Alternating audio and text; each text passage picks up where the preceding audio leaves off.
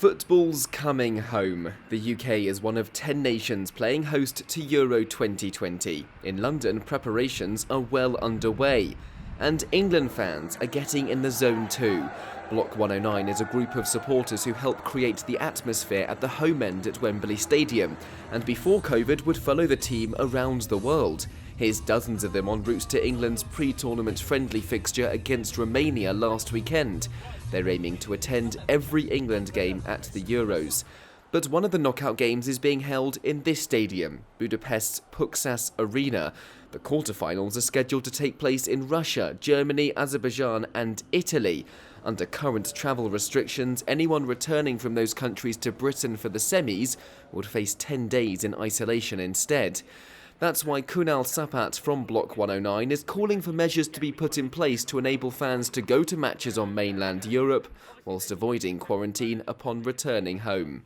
Well, obviously it's a difficult situation with the pandemic, and we don't know what the situation will be like when we get to the quarterfinals, round of 16s, if we have to travel to Rome, if we have to travel to Copenhagen, St. Petersburg.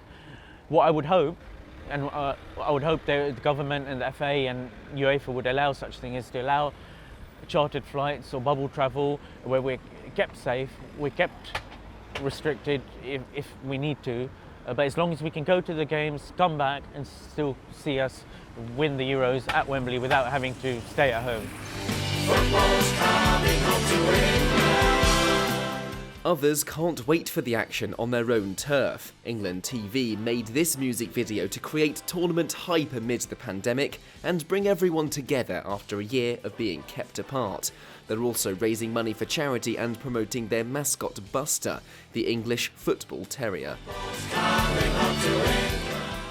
Something unites this country of football. I don't know what, it probably shouldn't. You probably say, well, it's just a bunch of guys kicking the football about, but it's something takes over and it's unbelievable. And when it does that, when we're on the other side of the world, imagine what it's like here.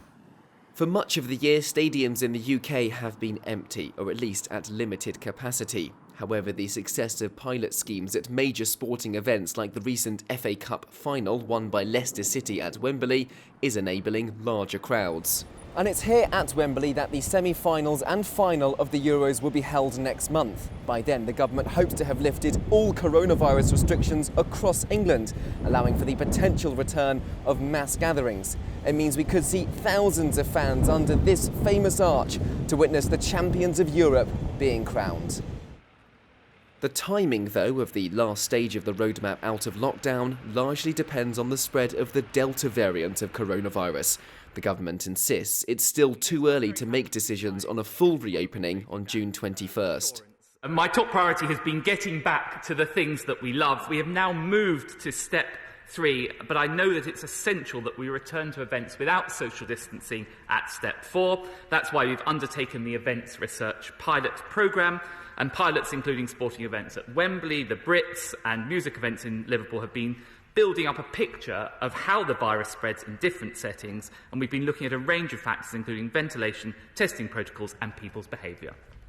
The government may be proceeding cautiously, but fans are already getting in the spirit of things. Kunal has been busy brewing his Wembley Indian Pale Ale using the same blend of rare rye seeds that grow on the pitch itself. And supporters across the continent will be dreaming they can raise a glass to celebrate their team's glory on the biggest stage. Benji Hyer, CNA, London.